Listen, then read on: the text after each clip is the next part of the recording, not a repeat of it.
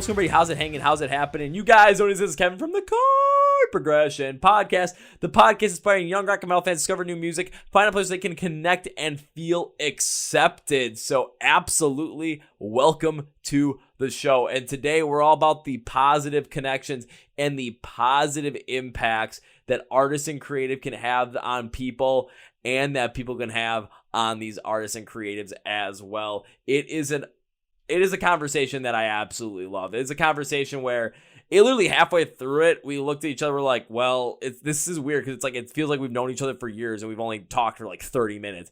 Great conversation heading your way. Ooh, yeah, let's bring the positivity. Before we jump into that, I want to thank support for this podcast come from Phoenix Fitness. So you guys know what are my two favorite things to do in the world that give me the most energy. Podcasting like this, talking to these artists, and getting into mosh pits and being at concerts. And I want to do it as many times as possible, so I got to do what I call mosh pit fit. Ugh. So what's mosh pit fit? I like to describe it as going to shows and being in that pit from the beginning of the first band to the end of the last band, not skipping a beat in between and being strong enough to deliver some of those hits because you don't want to be weak in those pits, but also having enough strength to the point where there's probably be some dudes bigger than you and you got to be able to take some of those hits because stay strong, Nate. Always got to call out Nate for that one because that dude is that dude is awesome. I'll put it that way. Just a great human being overall. But in order to make sure that I am mosh pit fit or just hitting my fitness goals, I'm in the gym consistently. A lot of cardio work to build up that stamina and a lot of weight training in order to build up that strength as well. So in order to stay mosh pit fit, I have to also prepare and recover right. And that's where Phoenix Fitness comes in because they'll help you achieve your fitness goals and stay mosh pit fit. With their many different types of supplements. They have different types of pre-workout, both stim and stim-free. I use their stim-free stuff because, guys, I don't need any more energy than I already have. I don't need any of those extra caffeine stimulants. Nothing. I am good without it. There's certain types of B-cell recovery compounds that help you absorb the nutrients in your muscles post-workout. Different types of creatine to build muscle. Different types of protein to build muscle with whey protein, collagen-based protein, plant-based protein. I use their chocolate malt-flavored whey protein because that's just good stuff. Multivitamins and literally anything I need to achieve your fitness goals, Phoenix Fitness has for you. So our listeners get 20% use code CPP20 at FXFitness.com to say Mosh Pit Fit. Link to the podcast, link Phoenix Fitness. Now it's time for a feature presentation. Now let's bring the positivity with Ashely from the band Worhol. Are you guys ready? Yeah, let's bring the positivity. Let's go! Yeah. Well, ladies and gentlemen, boys and girls, listeners of the Chord Progression Podcast, in my gigantic effort to scroll through all of my Instagram followers and thank them personally for following the podcast, I've been able to connect with some great people and have even brought one of those people onto the podcast, talk about their music, talk about their band, and now it is time for number 2 from that. And taking a look at the music, we get some symphonic and theatrical rock in there. Hell yeah, we want to go into it. Plus, you're going to take a look at the name of this band and be like, that name sounds really, really familiar in pop culture, and you bet it is. So enough with the introduction. Let's welcome Ashely from the band Worhol to the podcast. So Ashely, welcome to the Chord Progression Podcast. Thank you for having me. Thank you for being on. How has everything been going in your world as of late? As you know, we're pretty much into the summer months already, so woohoo! Yeah, how's it going? So my nights are my days are my nights. I'm totally forgetting what day it is, week it is, month it is. So it is going fabulous. Okay, so your nights are your days and your days are your nights. So why is that? I'm not going to ask about what that is because I pretty much know what that is. Why is that? Yeah, so actually at the end of this month, we are filming a music video / short film, and I am taking kind of the lead role of basically doing like the catering, the wardrobes, the art department, all of like the fine small details, writing the scripts, planning the flights, hotels. So my days have become my nights because they're like 12-hour days. Sleep for a little bit, take naps here and there, and just trying to get everything done. So really busy, but it's so much fun and I absolutely love it. Okay, it sounds like you're just trying to pack everything as possible into there to go after what you want to do. Go after, I mean, catering, when it's like all the logistics around everything, the wardrobe, everything around music video, short film. There is so much that has to go into that, you know, whenever you hear about people making something like that, think about, bands that put on these massive productions for just music videos, whether they're not short films or not, like use Ice Nine Kills as an example with all the horror tropes that go around there. Imagine the amount of people, the amount of man hours, the amount of team members are needed to pull off something like that on a consistent basis. And you're doing something like that with a lot less people, with a lot less man hours, but you're doing it nonstop, full force, gonna make it happen. Absolutely. I mean, we have like the team that we typically use, they're based out of Kentucky. So we actually typically travel up to Kentucky to do all of our videos. But we actually are from Houston, Texas, and they're traveling to us. So it's super exciting. So it's been nice to kind of use like my friends, family, one reason why I'm kind of taking on a load myself is we are independent. So we're not on a label. So anything we do, like we actually finance it ourselves. And so that kind of helps on the cost side of things. We do have some like named actors flying in from California. So like I said, trying to do hotels, flights, first time we've ever kind of dealt with that. So just trying to get like all the logistics and like you said, catering, you definitely have to think about allergies.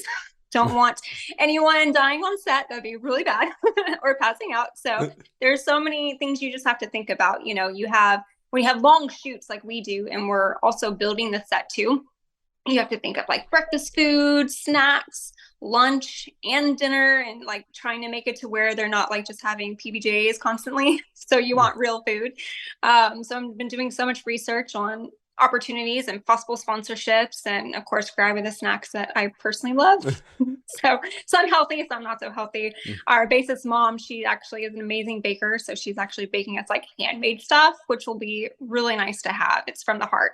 But yeah, no, I mean, we have like so much to do, and I feel like there's so like little time left, but I've literally been planning on this like since January. So yeah. A lot goes into it. I mean, that is a hell of a lot to go into and just really take on all of that, bringing in as many people as possible. And then consistently where you're used to working with a team that's based out of Kentucky and watching some of the music videos that have been put out there, some of the videos that you've done, and just seeing the backgrounds from nature, the aesthetic, everything. It seems like, especially knowing that you're from Houston, I'm like, where are you really going to get that in Texas versus somewhere that has more, I would say, greenery around it? Like, even though, Kentucky might not have the most greenery, it's definitely more green than, some place, more than Texas probably. Yeah, absolutely. Yeah. The team that we're working with, it's actually M5 Entertainment, and the director, Christopher Maggard. So he actually built that set with the Speak to Me that you're talking about. Yeah. So we were like in Houston, and he was sending me all these images, and I was like, oh my God, it's perfect. Because I wanted it to look kind of like this whimsical, like lost in the forest kind of appearance. And so building here, we're actually building the entire set inside of this really big production studio, and they have like multiple rooms. So we're really excited. But yeah, no, I mean, there's so much time and effort that goes into this, and any artist knows that, but this is what we love. We love being on set, and we love being in front of a camera. That's who we are, performers. That's who you are, and that's what you love to do, and that's what you love to be. And I kind of got that whole entire whimsical, nature, like fantasy aesthetic there when you're looking at that video, especially for Speak to Me, because it brought forward some of that. I'm thinking, like, when you're playing video games and you see some more of that darker fantasy type stuff, maybe something that you'd see in like, the darker scenes from the Avatar movies, or what I was thinking was, some of like if you brought The Legend of Zelda to life in terms of scenery, that's kind of what I was thinking of with that one. But then now you're able to take that idea and build it essentially on your own in a large production studio in Houston and make something, much more hands-on for you specifically, because you're the ones that are creating, you're the ones that are putting it all together. You're dealing with, the catering, the hiring, the logistics, everything around there. It's really taking all of that and putting it together for, like you said, you've been organized since January. That's like 5 months of just preparation before you even, before that first, action, before that even happens. You're really putting yourself in there where normally, it probably takes that much amount of time for those larger productions with a lot more people involved as well. Yeah. Yeah, I mean, they can take literally years in production. But yeah, that's why I keep saying, I kind of forget what month it is, what day it is. But for this video, it's actually going to be completely different. So it's for a song called Fight, Fight, Fight, and it's actually on our upcoming EP release. But we are playing the role of inmates. So we're actually building an entire prison cell. And like we had such a hard time finding a location because obviously you can't film in like an active prison, right? So in all the places in Kentucky, we couldn't do it. Anything here in Texas, like nothing was available. There was one, but it was like haunted. And I was like, no, I don't really want to use that one. So, I sat down with Chris and I was like, hey, like, can we just build it? And of course his facial expression is like, Ashely, are you serious? And I was like, yeah, let's just build it in a controlled room. He's like, all right, let's do it. So we have to get all the lumber and stuff. But the moral of the story is basically we're playing inmates to prove as if like artists, like we don't want to be controlled. And so we have like a warden, we have guards, and they're symbolizing anyone that can kind of like take away your voice. And so all of the inmates are actually going to be a form of an artist. So we have actors, we have dancers, we have tattoo artists.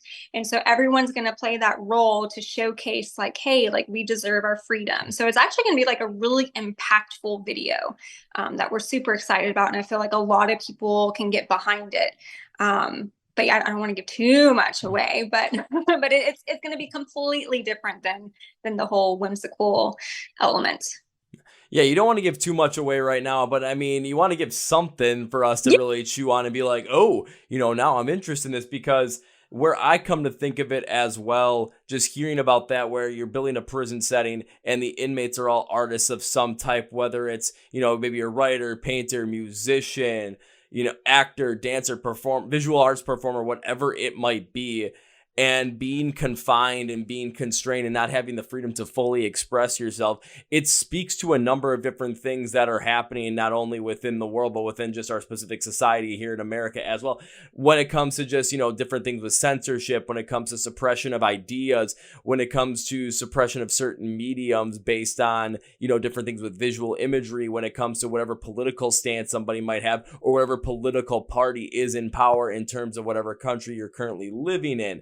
And it also speaks to different aspects of, from where I'm thinking about it, from maybe a more strict societal, like corporate setting, where there's a lot of people that are artists, there are a lot of people that are creatives that just want to go off and have that freedom, be creative, but they're much more constrained and they're much more constricted in what they're able to do and what they're able to express, because they feel like they have to express themselves in a specific way, look a certain way, and act a certain way in order to get to a certain spot where they feel like they might be able to be creative. But by the time they get there, if they even get there at all, it is way past the time where that creativity, like flame within them, that artist flame within them, has been burning bright. And now it's, either very minuscule or dead. And trying to relight that thing or to reflame it can be quite difficult. From, if you get to that lowest of low, it can be hard to get back to that highest of high again.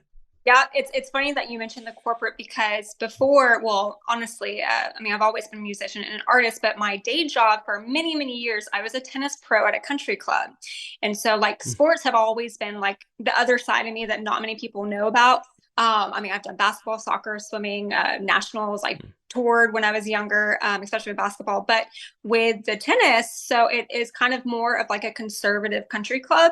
And so I would have multicolored hair, which technically wasn't allowed, right? And so I remember so many times, like in between lessons, like HR would never come over to our department, but like when they did, I'd have to like put on a hat or a beanie and like go hide in the closet, the room when they came out. So that way I was like, oh my God, they can't see me. And there was one time, oh my gosh, and like my boss was like the coolest boss ever. He didn't care. But I freshly dyed my hair, and we all had to take like a CPR course or something. Everyone was meant to. And the HR lady chose the day that I was supposed to be there. Okay. And so like, it is like summer weather, super hot. Of course, no one is going to be like wearing a beanie, but I was wearing one. And like my boss called me into his office. He's like, Ashely, you're wearing a beanie. Did you just get your hair done? And I was like, yeah.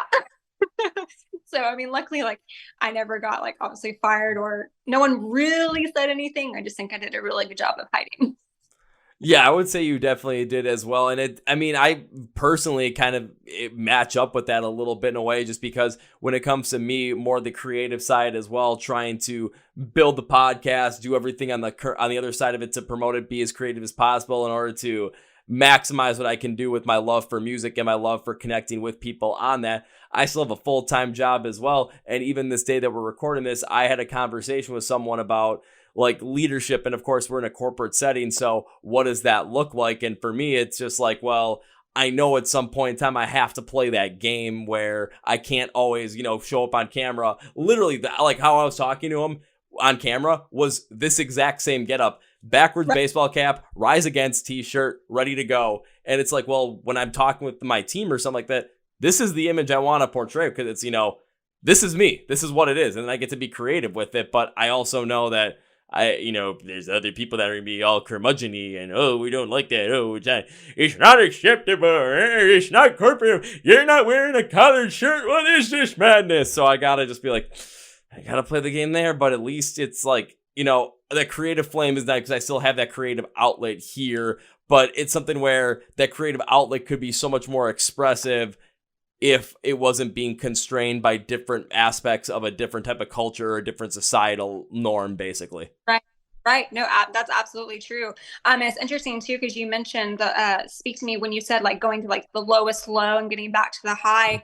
So when I wrote Speak to Me, so with tennis, randomly, this was maybe 3 years ago, I woke up one day and I couldn't walk anymore. Something happened to my right knee, and like still to this day, we have like no idea what happened. I had MRIs done and all they said was like minor tendinitis. I did physical therapy for 2 years and we found out that like I had patellar tracking disorder. So my kneecap would actually like go out of place and it would like stab me.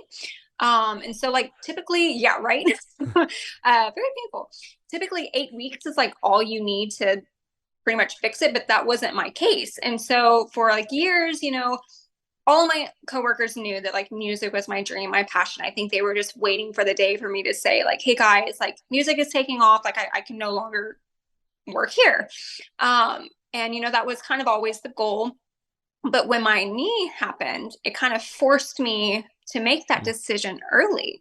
And so going into that, it was right when the pandemic hit. I was at like a low. I couldn't walk.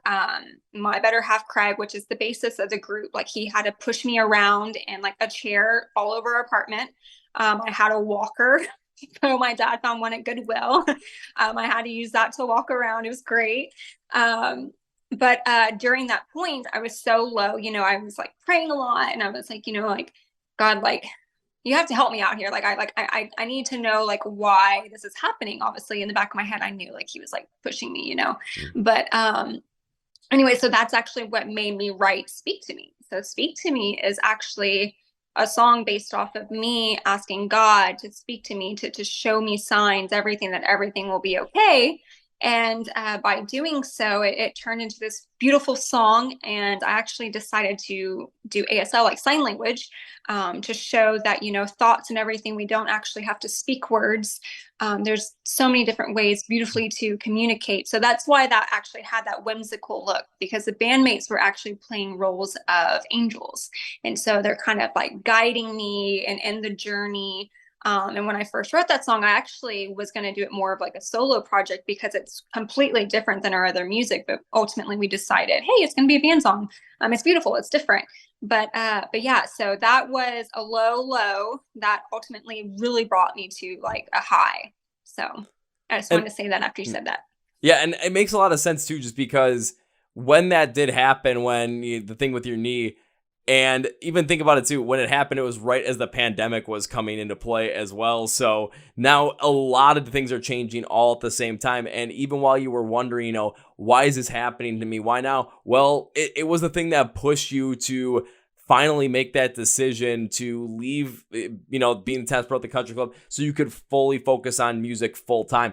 And that's something that I think about Travis Barker from Blink-182 when, tattooing himself up like crazy. Like, what was the main reason why he did that? He did that so that he basically would become unemployable. And the only place that would only like place that he could actually make money was in music. So forcing himself into that. So essentially, it's in a different way where something forced you into a position to actually make the decision that you wanted to make, when as humans, we're very used to routine. We don't like when that routine is broken. There are a couple people that out there, there's a number of people that like, the chaos of it or thrive in the chaos. I could thrive in the chaos too, but there's certain things about even myself and my day where I love that routine. When I know what's happened, I can time things out so I can be flexible in other endeavors. But when everything starts being all, you never know what's going to happen, or you never know what's going to happen, like everything's, you're not in that specific routine, things can get wacky and you can wonder what's going on, why is this happening, why me? But maybe it's kind of pushing you into a certain direction, so you're actually making the choice that you want to make instead of being caught in the sameness and the safety of that routine, because that's what you know, and the unknown of potentially making a big decision that you really want to make is the thing that's holding you back in the, like, overall. Because I've heard that happen. I've been a part of that as well. And there's still times, even when I reflect on myself just now, I think, yeah, there's decisions I could be making, but what's the thing that's holding me back? And it might be the fear of the unknown, or even like one of the biggest fears too is going to be the financial fear, especially if you're being a creative, an artist of any kind, and then you also have a full-time job as well to support that. Yeah. If you leave that full-time job, yeah, you're going to have more time and you're going to be forced to actually, go forward and work on this stuff and really make it work. But then the fear is you're putting yourself in a major financial constraint where if it doesn't work out, now you're so much further back, and that safety net is completely gone. Yeah. Oh, for sure. And it's funny, even the tattoo. So I warned you, my husky literally just came up to me. Oh yeah, we get to see another dog. Woohoo! She's actually either 15 or 16. She's a rescue. I've had her since she was 2, and she's deaf. So she won't be able to hear you, but she will love to have her presence in this video. Yes, baby. But the tattoos, so see, eventually I'm going to have tattoos, and same thing, country club.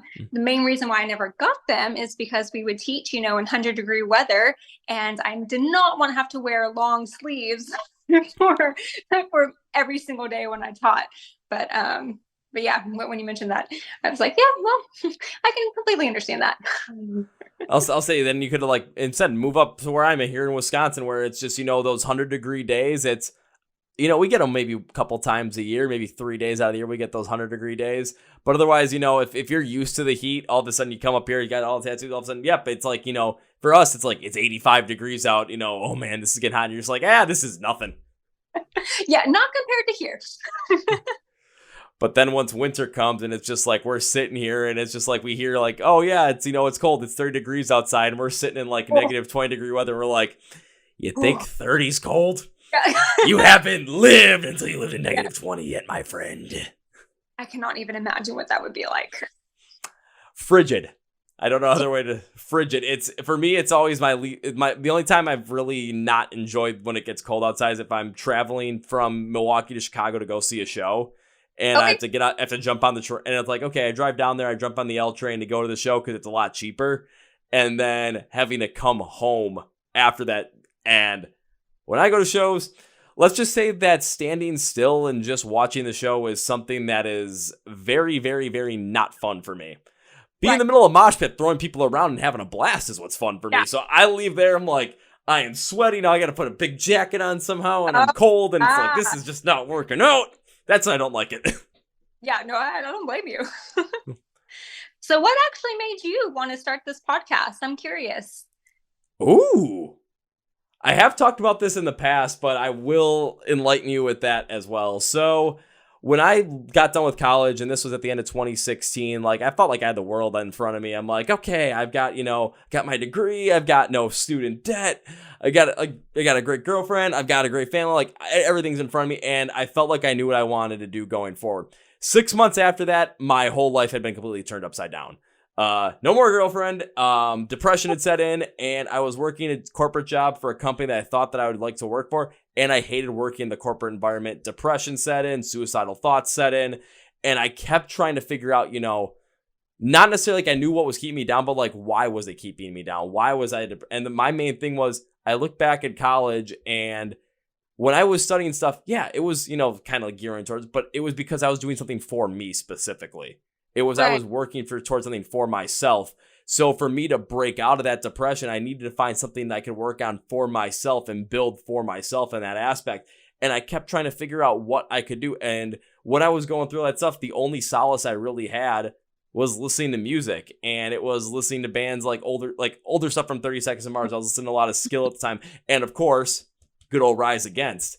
So I tried to figure out what I could do, something with music. I tried a certain idea where I tried starting an Amazon Alexa skill because I had an idea for that. That was kind of the inception of it. I'm like, okay, we'll kind of make a community out of it online. We'll start a YouTube channel kind of thing. And then I just started hearing about, why not try a podcast? And I decided to give it a shot.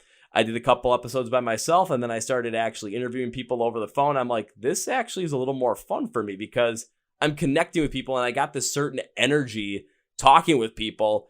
And like this, when I go see a live show or go to a concert, be in the middle of a mosh pit. So I'm like, how can I maximize on this? And then I just kept rolling with it. And I think this is episode maybe 409, 410, somewhere around there. So this is why I do this, because this is something for me, and it's something that consistently drives that happiness for me. So I got to keep going with it. Yeah. Well, you have the perfect personality. Well, thank you. For this. You're very welcoming. For me, music, similar to you, it's kind of like an escape, right? So it's a way that we can connect with complete strangers. This is our first time meeting, but I feel like we're already friends, and that's what music is, right? It's universal. And I remember I used to tour with Wizard World, which basically is a Comic-Con.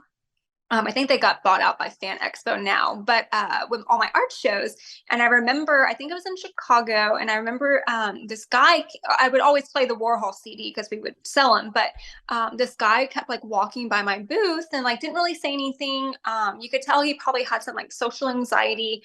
And so finally, after he was there for maybe 10 or 20 passes, I was trying to talk to him and make sure he was okay. And he was like, well, I hope you don't mind it if I just kind of stay here for a little bit. Your music is very soothing and it kind of calms my anxiety. And to me, that was the most emotional compliment I could ever receive, is to know that it can literally affect someone at that level and give them peace, So the fact that you can do this and it brought you down from your low, and obviously this is totally what you're meant to do, and obviously probably more as well, but you can really enjoy your passion and bring other people's music ours, to new listeners. And you're part of the team, part of the process. Part of the process, part of the team, the exact way I want to be, just because, again, listening to music has been such a big connecting point for me over the past 5 years when it came to, picking myself up out of that depression, out of those suicidal thoughts and tendencies, and then just starting something for myself.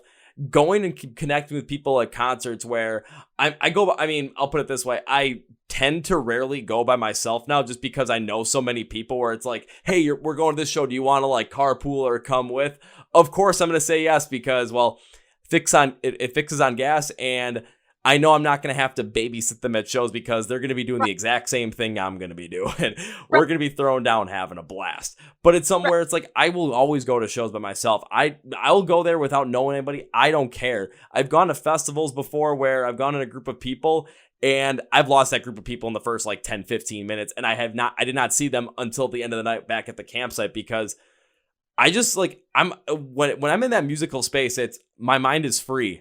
I feel the happiest that I am. So connecting with people and talking to people, it creates such a certain positivity, this bond that's happening, to the point where going around to different shows now, every time I go to a show, I always wear the same hat. So it's when people look and they see that hat, it's okay, Kevin's here, you can go up and talk, and you're going to have a good time, especially if you're going to be around him. It's going to happen, guaranteed. And I love feeling like that. So when it comes to the podcast as well, you're the ones that are making music. You're the ones that are making music that's going to be the music we're listening to in the next 5 to 10 years.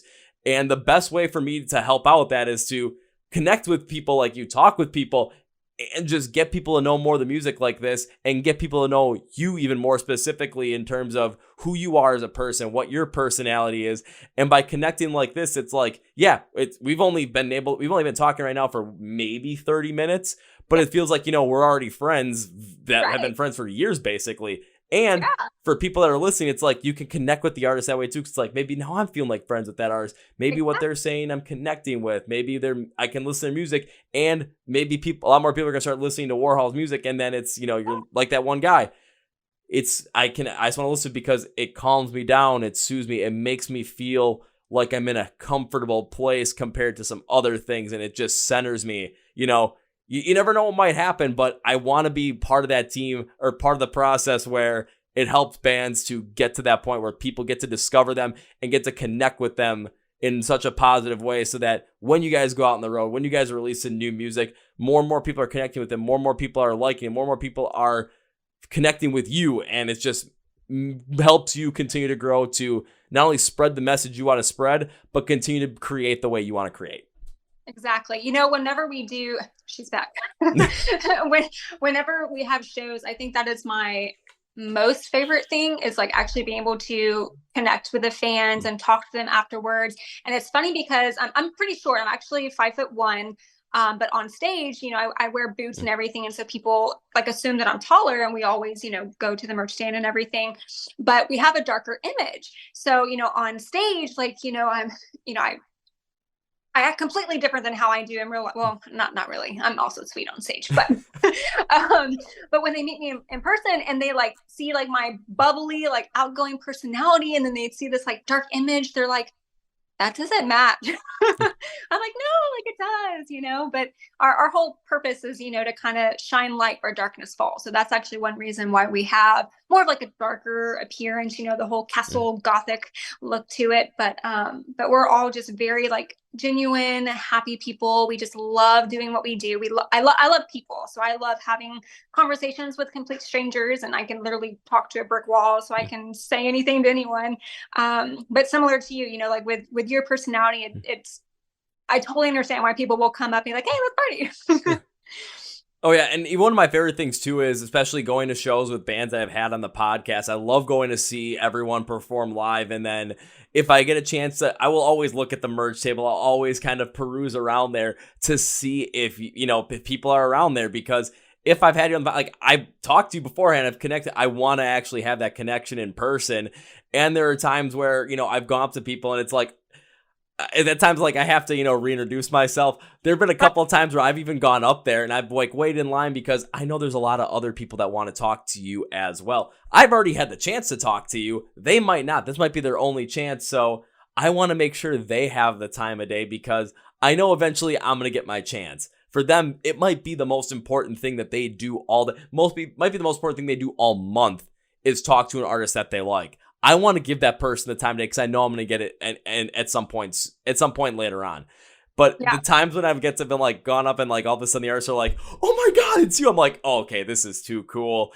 And just connecting with them, like it brings so much more of this positivity to the whole entire music scene. And because a lot of the bands I bring on, it's like they might be on some bigger tours too, or they might be on their own tours, but especially if they're on the bigger ones, sometimes they're on like they're the openers. But I want to go and support them as much as possible, because if we're not going to support them and we're only going to support the people that are at the top, then no one else that's going to be trying to come up is going to get that support.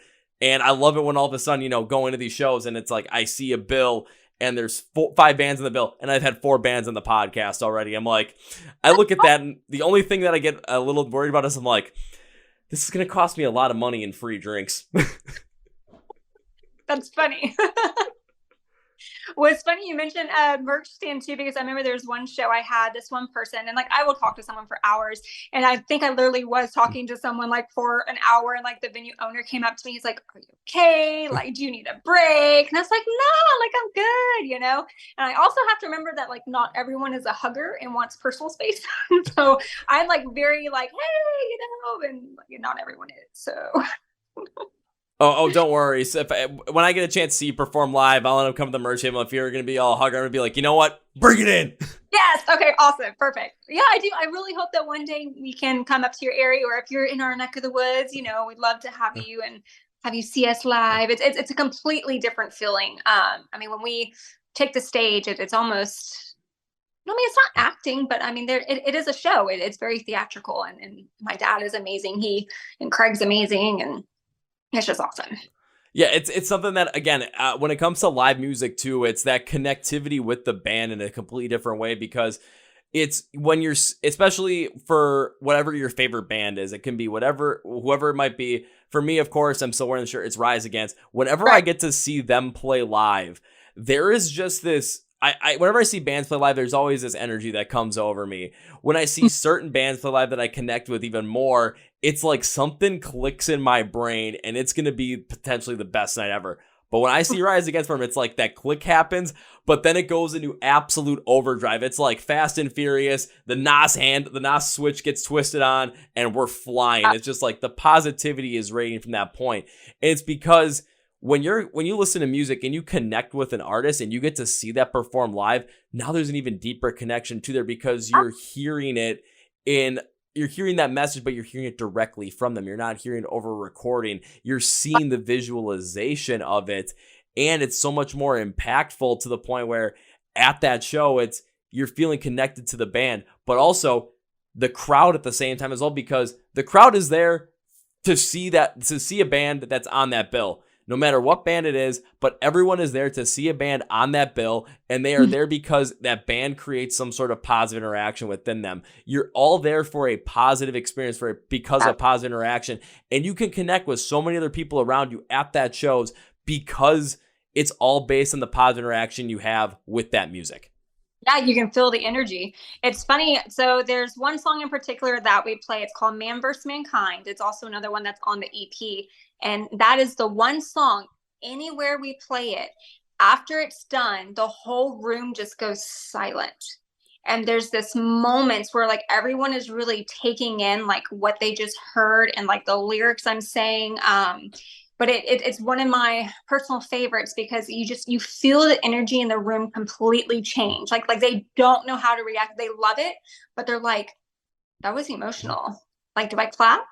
Do I scream? like you can tell like they are in thought.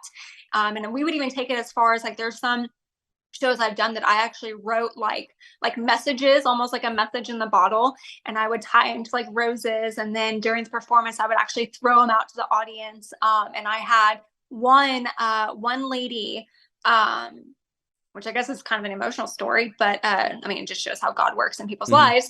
But she came up to me after the show. I don't remember what her message was because after I write it, I never go back because I feel like it's kind of like a personal thing. You know, whoever it was meant for, that's for their life. You know, I'm not trying to like dip into their own personal business. But she pulled me aside and she, from what I remember, was an abusive relationship. And she came that night just trying to get away. And she said reading that message like gave her purpose and made her, you know her worth, which I'm all about everyone knowing that like you are enough. Like, you know, you have a purpose in life, you know, life is beautiful. Yes, we go through darkness, but there's always that light at the end of the tunnel. And I sat there and like I cried with her and we hugged and it was the weirdest thing because she told me that she said that there were 2 other times where like an angel, something had happened where it made her think it was an angel. And then she told me that I was like the 3rd one, that I was like a guardian angel. And then I turned to look at something and I turned back and she was gone. And so it was really weird. And I even like reached out like after the show. I was like, did anyone see this lady? She was wearing this. And like no one knew what I was talking about. It was the weirdest thing. I'm getting goosebumps. Anyways, and so it was I sat on that like for a really long time because I mean like I was literally just having that conversation and like she just like vanished. I couldn't find her. I looked for her. No one knew who I was talking about. So I've had that personal experience. And then I remember years and years ago in Starbucks, we actually did. So Craig used to work at Starbucks and that's how we met. But I would always get like the drinks that weren't on the menu. Nice. But we did this like signing because we were in Katie magazine at the time. And there was this other lady. So like when this lady walked in, there was no one else in the store. And like we had already signed stuff and she took up a good portion of our time, which is totally fine because no one else actually came in. And she was really talking to me and my dad. And she was talking about like how she lost her son and she's trying to find him. And she had a guitar in the car and was wondering if dad would play it. And she wanted me to sing Amazing Grace. And at the time, you know, like we were kind of doing our own stuff or anyways. And so she brought the guitar and we performed one of our own, but she really wanted Amazing Grace. And same thing, we went out to the parking lot. We said bye to her. We saw her car. We saw everything. And then we turned back. It was gone. Like you would have seen like a car drive off, right? Okay, so I did some research, and what's really weird is looking at her name. I don't remember it now. Looking at her name, I found a death record of the name that was hers and her son's name that she mentioned. And this is like years ago. And flash forward, I said, okay, well, what was her purpose? I said, she kept asking about Amazing Grace. So I don't even know if you saw this yet, but a couple years ago, Dad and I actually released our own short film to our version of Amazing Grace. So I actually won like 16 national and international awards. But like, I can never live that down. I said, she was so determined that was her message. Amazing Grace, Amazing Grace. That years later, I was like, we have to do something with that, you know? So we've had like several kind of encounters that were kind of like, okay, this is weird, but it's like a good weird. So it's just interesting how life comes, you know. People come to our shows hoping for healing, but most of the time it's actually like the audience members that heal us too, or that's kind of the way I look at it. Both of those stories, I'm just sitting here thinking, is this real life? Just because of, you know, there's a connection that you're making with them through your music. And then there's this even deeper connection that they're making with you personally that's impacting you. And then by the time you get a chance to like step back and then take a look around, they're gone. And then they're just completely gone. And it's something where, you know, that's the positivity, the connection around music. And it's something why, you know, what you're doing with that, like with the first story, with that rose, just tying, you know, a message to there, throwing out to the audience. It's that kind of potential, like deep connection that as an artist you can form with another person that is going to be so impactful on their lives for such a positive. You never know where it's going to going forward, because I think about in a couple instances, I'll never forget this. This was, I was in, Oshkosh, Wisconsin for the Trinity of Terror tour in 2022. And I went there by myself. I knew a lot of people that were going there, but I went by myself. I was in the middle of the crowd and I was talking to this dad and his daughter. His daughter had to be maybe 9 or 10. And he's like, I'm all here for Ice Nine Kills, and she is all in for Motionless in White. And I told him, I'm like, dude, for Motionless in White, make sure you get as close to the front as possible, especially for the last song. He's like, well, why is that? Like, because they'll play Eternally Yours, and Chris will throw roses into the crowd. And I want to make sure that your daughter gets one, because I know how much that experience can mean to somebody. And he's like, well, can you help me get to the front? I'm like, you're asking the right person right here. Yep. So Ice Nine Kills, and it was supposed to, because it was Ice Nine Kills, Black Veil Brides, Motionless in White. Black Veil Brides ended up having to step out that day because I think Andy got COVID. So it was just So it was Lilith Czar opening, and then Ice Nine Kills and Motionless in White. When Ice Nine Kills started, of course, I know I'm gonna be the one that starts the pit, so I drove everyone forward, and I basically took these two with me, got them as close as possible. I'm like, here, stay here, you'll be good here. I went back and did my thing, and on the way out, I ended up running into him, and I just saw him. I'm like, hey, did she get a rose? And because she was kind of behind him, she came out from behind him with the biggest smile on her face, holding a rose, and I knew exactly in that moment, I'm like, that's going to be something she remembers forever. And that's going to be something that she positively connects with that band forever, because it's just that positive connection that you get from from those fans. It's just the positive connection that people get from your music. And it's such an impactful thing. Even myself, I literally just had that happen to me.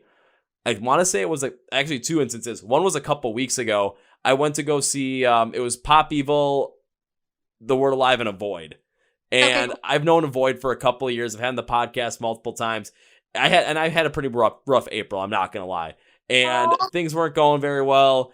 I was actually starting to feel really sick at that point in time. I'm like, I'm still going to go to the show because I want to support my friend.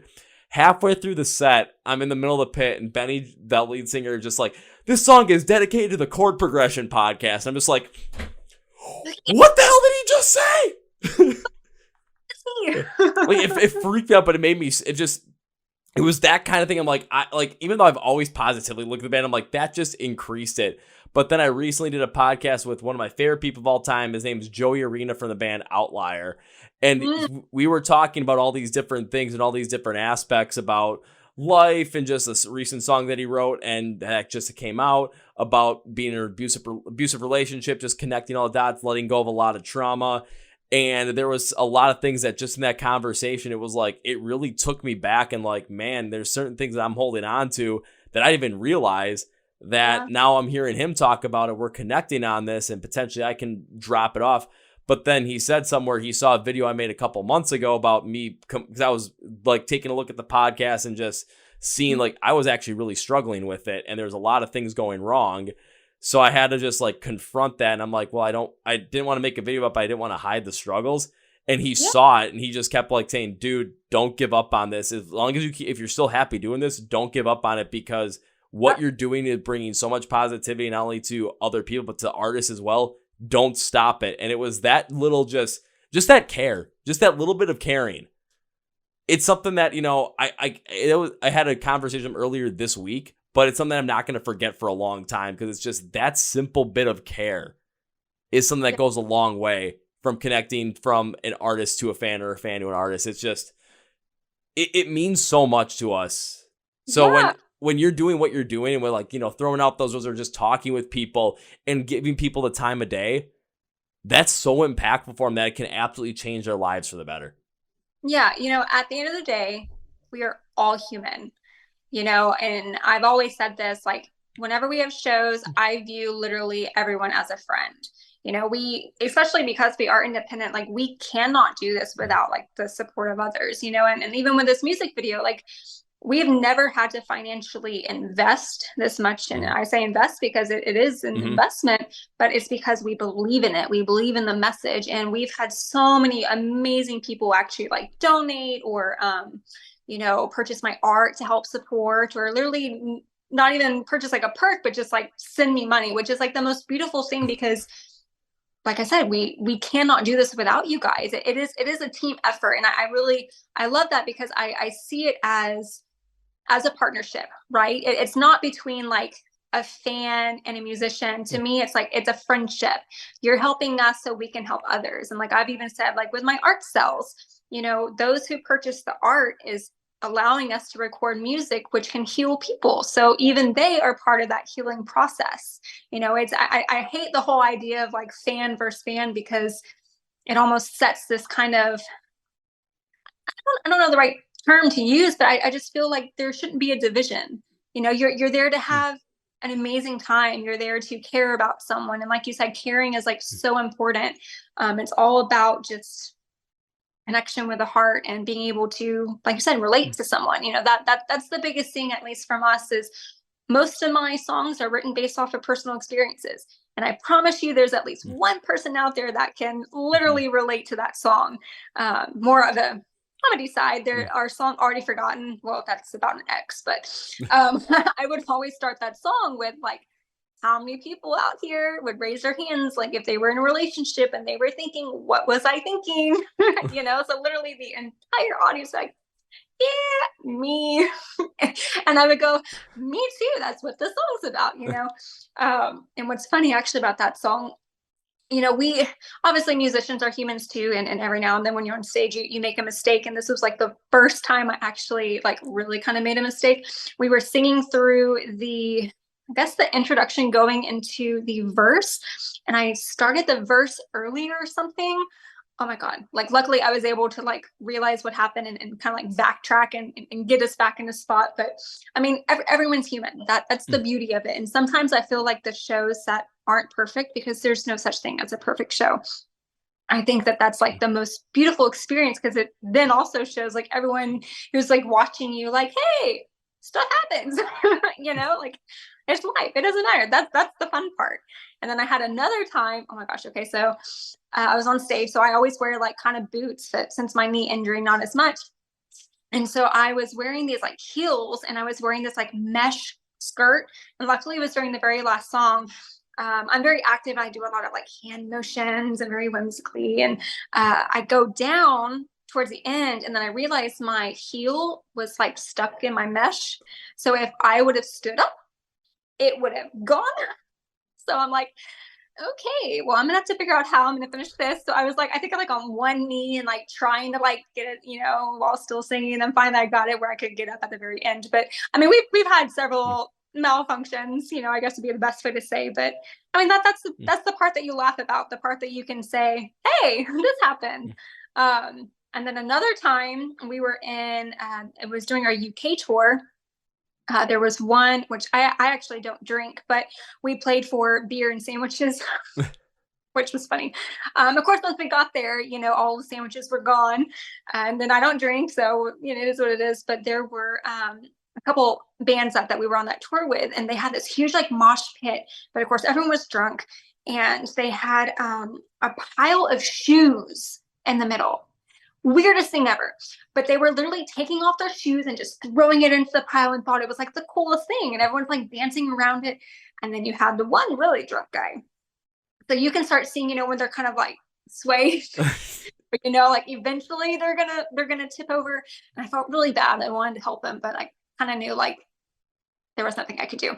And so he was leaning into the shoes, and he just ate it. He went all the way to the wall, fell, and then everyone just kind of celebrated it. So it was a very interesting experience, but I probably took that way too far. But yeah, so as a musician, we have a lot of really fun stories.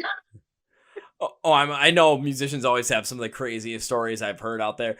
But the one thing that you started out with, and that kind of led to some of these stories, was when you're talking about the musicians and fans, and it's there are times where it's there's that divide between the musician fan, where it's the musicians are seeing themselves as put on a pedestal above those fans, or those fans are putting them on that pedestal as well. And it's just that ego-driven kind of rift that happens between there.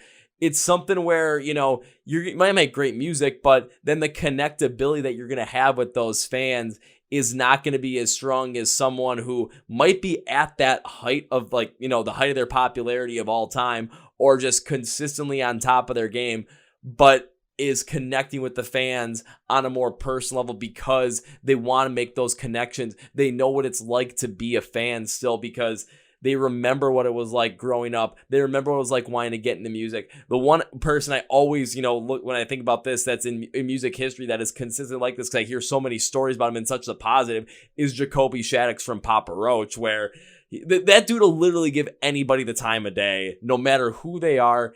And it's something that you look at him this dude is literally up here. They're going on headlining runs in major ballrooms. They're playing arenas even times.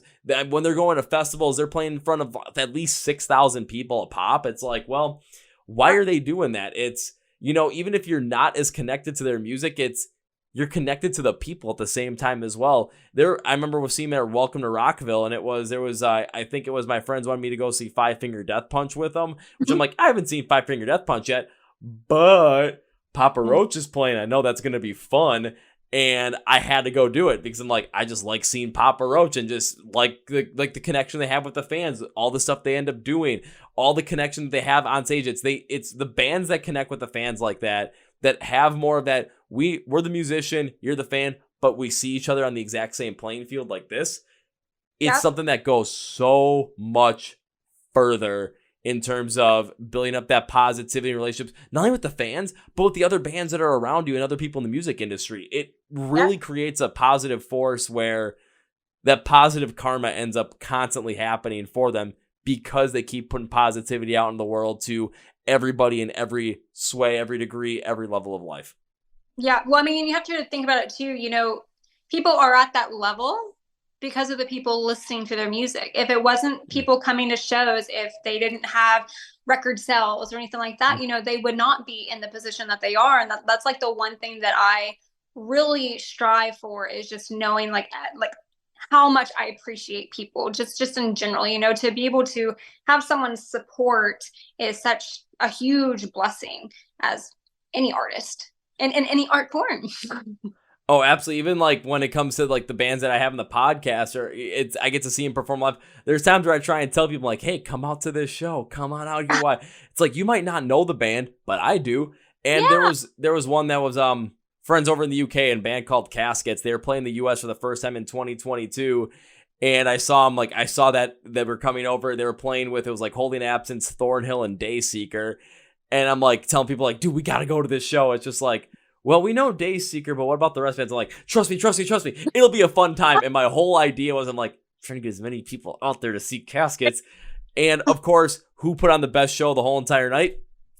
Gaskets. I'm like, yeah, there we go. But it's just, it's stuff like that where it's, if you're going to constantly put positivity out in the world, if you're going to constantly connect with the fans like they are on the exact same level as you and show them that respect, they're going to show that respect back tenfold, because your music is impacting them in such a positive way. And now your interaction with them is doubling down on that. They're going to want to make sure that not only are they, helping promote that because they love the music so much and they love that connection, but they also want to, they're feeling that positivity and they want to deliver that positivity to so many other people at the exact same time.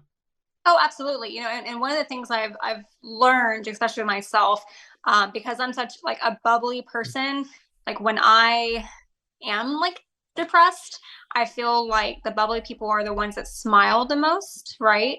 Which you can probably agree with things that you went through. But it's like anytime I see someone in the audience where I kind of get this feeling of they're smiling, but there's something behind that smile. I think just as a human being, it's important, no matter who you are, to just kind of like you said, show kindness and care. And that'll go so far, because just to be noticed. I think in life, everyone just wants to be seen, like this one. That was perfect, Roxas. Great timing, baby. I know. I think in life in general, right? We all just want to be seen, but like on a soul level, and I think that's part of life lessons and why we are here on this planet, is to literally spread love. To me, love is the universal language. I just show it through music. So it's been such an experience, and it's been such a fun journey, especially with playing with Craig and my dad. My dad has been a musician all his life. He kind of had to give up his dream in order to raise me and help with my mom. And now we kind of get to chase this dream together, which has been really fun. He's my support. I'm his support. Although we do argue quite a bit, to see who's right and stuff. So no, I'm just kidding, but not really. But it's like this amazing balance. He is an amazing composer. So he actually handwrites like all of our orchestration. And then we, of course, have a producer and everything too, but our voices are instruments. And so that's just kind of how we tell a story and share love with the world.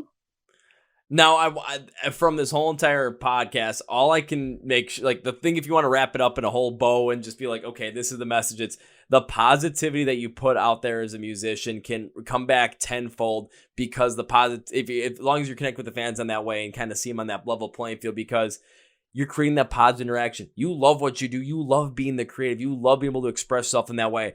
And people that aren't as creative but want to have that sort of way to express themselves, you are creating that, and you're creating that connection for them. You're creating those moments potentially that could turn around a life, that could turn around a moment, that could turn around a day, that could literally, like I said, when I said turn around a life, it could literally be the thing that turns people from I don't want to be here anymore to life is worth living. You can have that sort of a positive interaction. Yeah.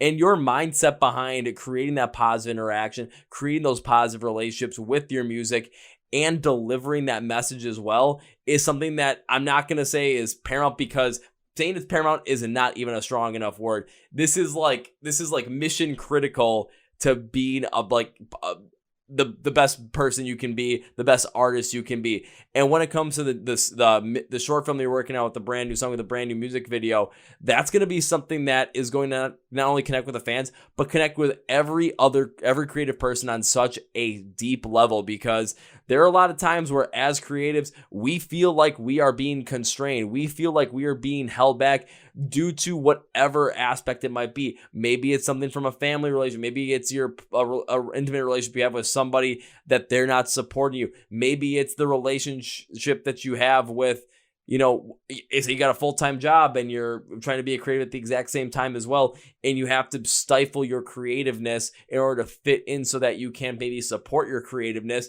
But it's going to be a thing where you have to deal with, I'm being held back here, and potentially being held back here is starting to wane into my creative side. So how am I going to be able to fix that? How can I be creative and continue to still, fan that flame?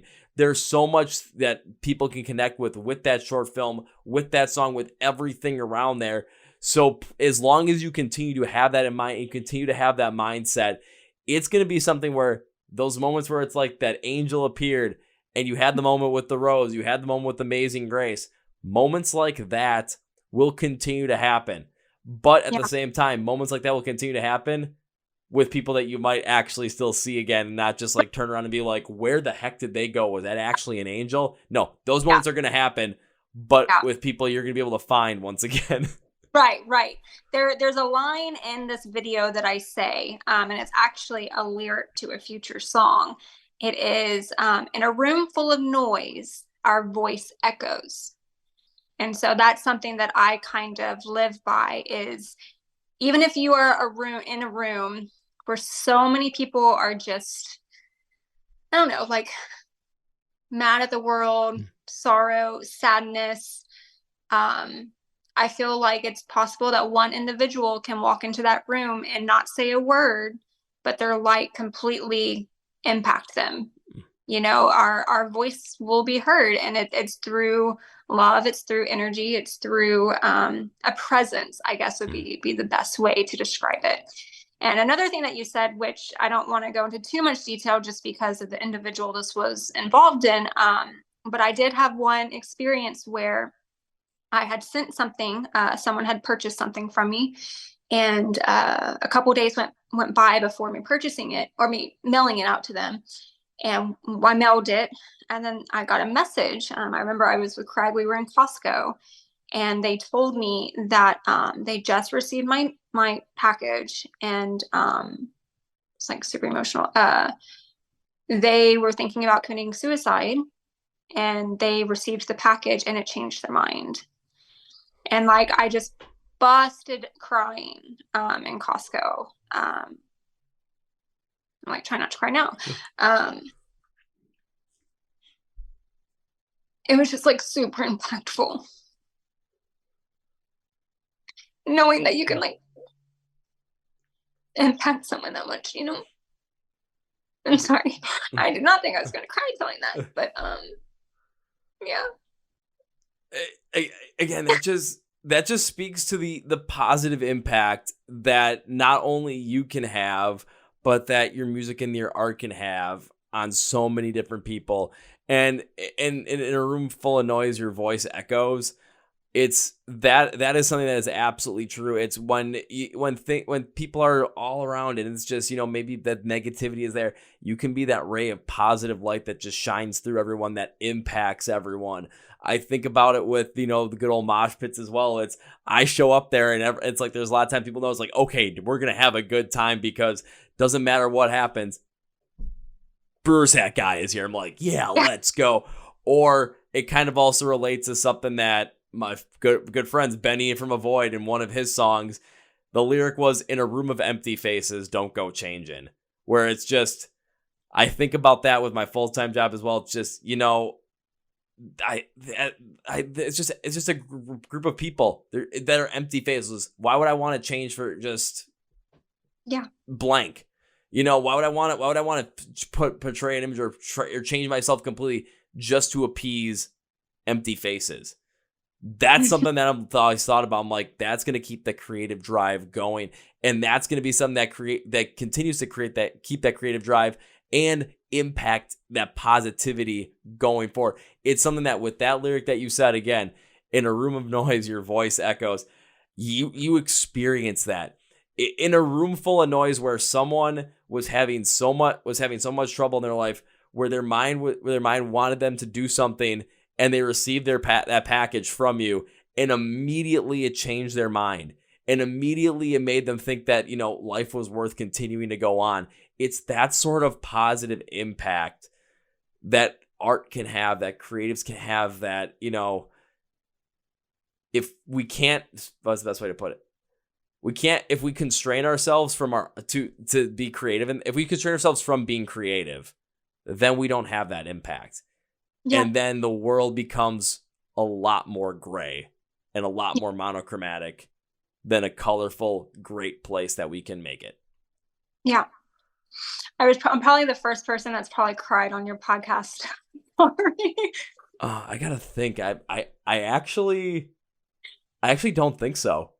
Oh, okay. Well, I mean, nothing's wrong with crying, but like, I mean, that was a very emotional story. But I Yeah. just wasn't. Well, of course. I mean, of course, you cry during that. But Yeah. I mean, even that, that experience alone, like, will impact me the rest of my life. In days after that, I thought to myself, like, what if I would have sent that package a day later? Yeah. And it really shows like how timing is everything. But something told me like I need to get out today, and like I did. So I don't know that this world there's just so many people I think are just wanting that connection. Like I said, people want to be seen, and music to me is the answer. I feel like if this world did not have music, oh my god, like I don't know what I would do. Like music is my own healing for everything. So I can't even imagine. If this world didn't have music, then this world would have probably ended a long time ago. Yeah, I think so. And again, that is the absolute power of it. So please keep up that positive connection. Please keep up what you're doing with your music. Please keep up being the creative that you are and putting out the message the way that you can to help people connect with everything, and keep up these positive interactions so that you're bringing more positive in the world, which is in a world that desperately needs it. So Ashely, as we bring this podcast to conclusion, one thing I'd like to do at the end of the episode is give my guest, which is you in this instance, a chance to do whatever you want to say. Plug whatever to plug, promote whatever to promote at the end of the episode. So Ashely, the floor is yours. Well, first off, I want to thank you. Like I said, you are part of the team. So if it was not for you, we would not be able to. Yes, we wouldn't be able to do this. Of course, to anyone who hears this, you are more than welcome to listen to our music. It is on iTunes, it's on Spotify, it's on YouTube. If you message us, you're actually talking to us. So that's the beauty about it. We love people. We love hearing your feedback, and we just absolutely love what we do. And we couldn't do this without you. So the more support you can give us, the more we will love you. That is a great way to close it out. But now it's time for me to close this out with 3 specific things. So first things first, when it comes to Warhol, when it comes to their music, and when it comes to being ready for when this short film drops, because you're going to want to be ready for it. You're going to want to make sure that you are following them on all their social medias. You want to make sure you're going to listen to music, and want to make sure you check them out every step of the way. So instead of having to go and search everything up yourself and have to I'm going to go on the hunt for this myself. No. Let me do all the hard work. I'll make it convenient for you. Go to the script for the podcast. Say Find Warhol online. You'll see links for everything and labels for those links as well, so you know exactly what you're getting into, social media-wise, YouTube, Spotify, Apple Music, whatever it might be, to go and support Warhol, follow along with them, listen to music, all that good kind of stuff, and have those positive interactions and have those positive emotions through Warhol's music as well. So go there. That's where it's all there. Click your favorite one. Follow, like, subscribe, listen, share, buy some merch, whatever it might be. The choice is yours. Now it's time for number 2. Ashely, never guest in this podcast that I enjoy having this podcast. I tend to make a certain promise to them as a way to say, 1, thank you for taking the time to be on the podcast, because as much as, like you said, I'm a member of the team, I wouldn't be able to do this without people like you as well, and making connections like this and making me happy. So thank you for that. And as a way to say, I wish you continue to support the band in the future. So my promise to you is this. It's not an if, because I say screw if. If implies possibility of not happening. I say when. When implies this is going to happen. We just don't have a day or time set yet. So when I get to see you perform live for the first time, I am going to go all Liam Neeson and Taken. I'm going to look for you. I will pursue you. I will find you. And the first round's on me. Well, you can buy me a Shirley Temple. That is fine with me. Whatever it is, I don't care what it is. I've made some crazy edits to that before where I still owe Keith Wallen from Breaking Benjamin a whole pizza. Hey, you know what? Actually, I do owe a couple people pizzas because of that. That's awesome. Well, I will gladly take it. Perfect. Probably pizza too, but we'll start with Shirley Temple, and then the next round's on me. Yeah, well, it's always somewhere. It's again, first round's on me, but whatever it might be, we can always edit whatever it is. It's that's why I'm I don't say first round. It's well, first round of what? Well, whatever you want. It doesn't really matter to me. That's awesome. Perfect. And now it's time for number 3, Ashely. As we conclude this podcast and bring it to its close, I cannot in all conscience end this by saying goodbye. Goodbye again. Way too final. I hate saying that. I don't want to say it because, one, I want to support the band whenever I can, and two, would I like to have you back on the podcast in the future? Can I go off Family Feud and go, survey says, ding! Yep. Want you back on the podcast in the future. So this cannot be goodbye. No. This has to be, I'll see you later. I love it. Thank you so much. Well, folks, that was my interview with Ashely from the band Worhol. And now it's time for Kevin's final thoughts. And there was a lot of talking here about, especially when it came to the creative side, not being restricted about your creativeness and being able to express yourself in that so you can bring that positivity to the world and you can maximize on that so that you can create these positive interactions, these positive experiences, and be that shining light in the world that you really want to be, and just connect with people.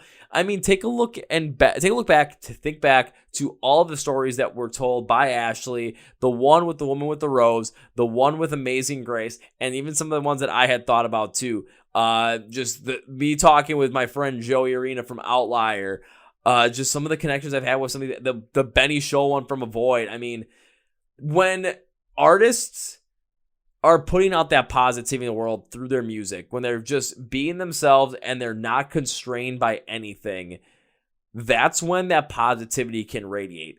And when they're connecting with fans, when they're connecting with you on such a level where it's, the band is here and you are on that level with them. I like to call it the Jacoby Shaddix matrix because I don't think I've heard anyone do it better than Jacoby Shaddix when it comes to making sure that people know the time of day and have the time of day.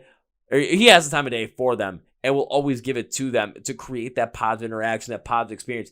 It's those positive experiences from creatives can go such a long way into inspiring so many different people. It is something that, we take a look back at how we got into this stuff, how Ashely got into music, how she left tennis to go and be in music, how I found a way out of depression and suicidal thoughts and tendencies to go and do something like this for myself, and where I found that happiness and positivity. It's that kind of stuff that really drives us forward, and that kind of stuff that really makes that, makes us all worth it in the end. So if you're a creative, if you're an artist, if you're a musician, I know it's not the easiest thing to always give people time of day, but do your best to make sure you're creating that positive interaction with people, giving people the time of day, connecting with those people. I know people that do it well.